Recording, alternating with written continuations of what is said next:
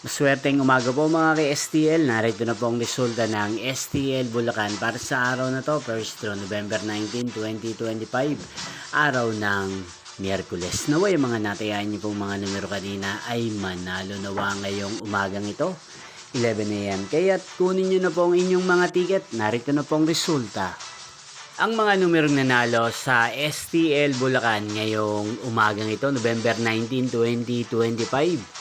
11 AM. First draw result, 39 at 9 in exact order. Again, 39 at 9. At ngayong umagang ito sa STL Bulacan, atin pong i-shoutout ang lagi pong nanonood sa channel ito, si Kuya Freddy ng Bulacan. Shoutout po sa inyo Kuya Freddy, sana po ay nasa maayos kayong kalagayan.